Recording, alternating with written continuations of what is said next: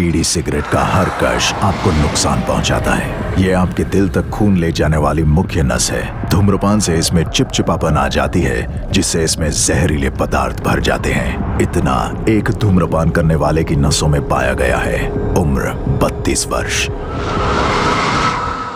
बीड़ी cigarette का हर कश आपके लिए नुकसानदायक है। Smoking causes cancer. Smoking kills. Consumption of alcohol is injurious to health. Hey guys, কেমন আছো তোমরা? আশা করি সবাই ভালো আছো। আজকে আমরা সবাই মিলে যাচ্ছি মুকুন্দনগর গঙ্গার ঘাটে। আমার পাশে যে আছে সে আমার সুমন্দির মেয়ে, আর তার পাশেরটা মেজশালীর মেয়ে, আর সাথে আছে আমার ওয়াইফ ও মেজশালী। আজকের ভিডিওটা খুব সুন্দর হতে চলেছে, তাই প্রথম থেকে শেষ অবধি দেখার অনুরোধ রইল।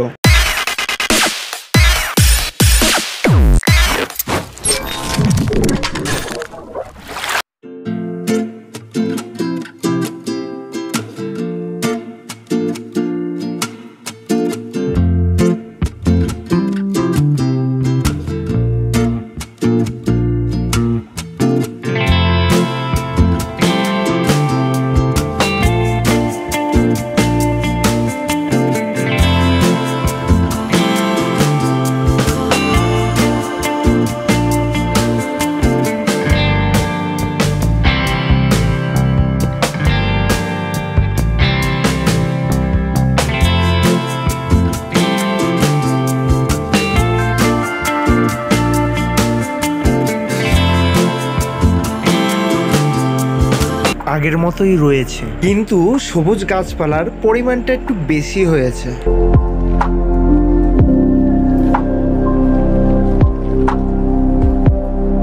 এখানে এসে আমার একটা জিনিস সব থেকে বেশি ভালো লাগলো, যেটা হলো এই ফুল গাছগুলো। এত ফুল দেখে সত্যিই নিজের মনটা একটু খুশি হয়ে গেল। তোমাদের কেমন লাগলো কমেন্ট করে জানিও কিন্তু। তোমরা কি রিলস করবে? হ্যাঁ।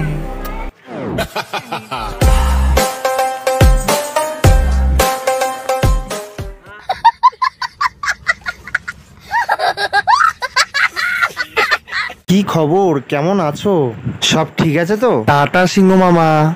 निकल लौड़े, पहली फुर्सत में निकल, कोई जरूरत नहीं तेरी, पहली फुर्सत में भोसड़ी के निकल।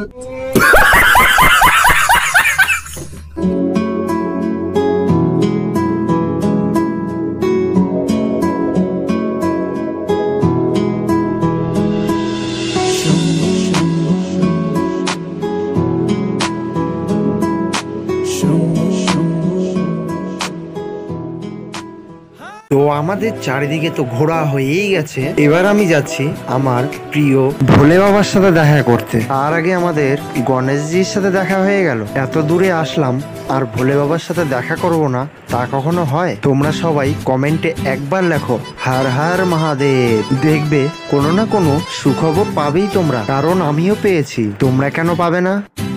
হরে হরে শম্ভু শম্ভু শম্ভু মহাদেব, শম্ভু শম্ভু শম্ভু মহাদেব, হরে শম্ভু শম্ভু।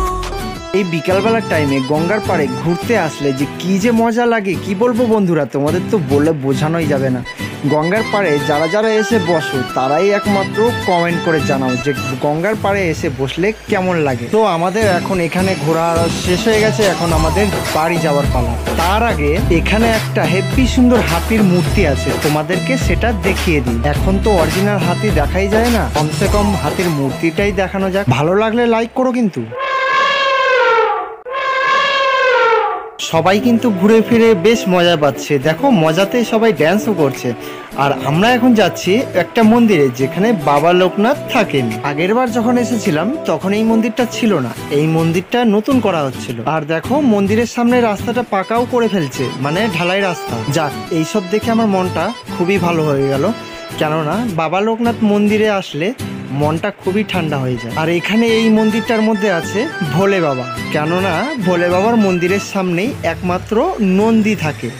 আর এই যে তোমরা দেখতে পাচ্ছ এইটা হলো ভোলে বাবার নন্দী। আর মন্দিরটা এখন বন্ধ আছে, যার কারণে ভিতরটা আমি তোমাকে পুরো স্পষ্ট দেখাতে পারলাম না। এবার আমি উঠছি বাবা লোকনাথের মন্দিরের উপরে, যেখানে মার্বেল দিয়ে সিঁড়ি করা আছে আর উপরে পুরোটাই মার্বেল দিয়ে করা আছে। তোমরা যদি কখনো আসো পায়রাডাঙ্গা মুকুন্দনগর, তাহলে অবশ্যই কিন্তু এই মন্দিরে একবার হলেও এসো, দেখবে মনটা খুব ভালো লাগবে। কপালটা আজকে আমার মনে হয় খুবই খারাপ, কেননা মন্দিরটা বন্ধ ছিল। তাও আমি তোমাদেরকে দেখানোর সুযোগ করে দিচ্ছি।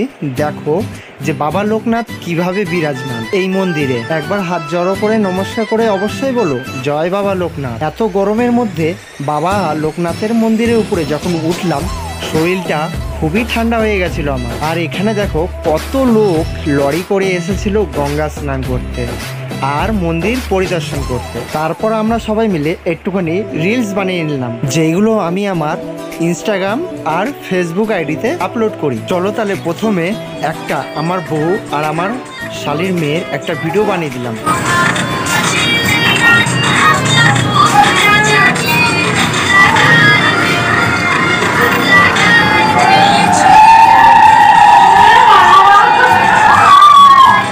আসলে এখানে ব্যাপারটা হলো যে রিলস করতে করতে হট করে যেই লোকগুলো লরিতে দাঁড়িয়ে ছিল তারা হট করে উলুলু দিয়ে দিয়েছিল, তার জন্য আমাকে প্রথম থেকে আবার একটা রিলস বানিয়ে দিতে হলো।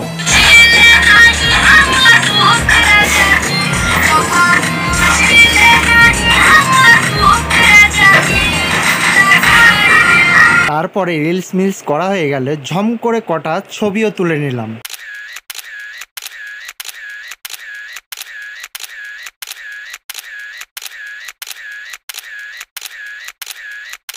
ছবি টবি তুলে আসার পর দেখি বাবা লোকনাথের যে মন্দিরটা ছিল তখন খুলে দিয়েছিল। সো অনেক বেলা তো হয়ে গেল, এবার তো আমাদের বাড়ি যেতে হবে। তার জন্য আমি আজকে আমার ভিডিও এখানেই শেষ করছি। দেখা হচ্ছে পরের ভিডিওতে, ততক্ষণ তোমরা ভালো থেকো, সুস্থ থেকো ও সাবধানে থেকো, আর এইভাবেই আমাকে সাপোর্ট করতে থেকো। এখন আপাতত সবাইকে টাটা, বাই বাই।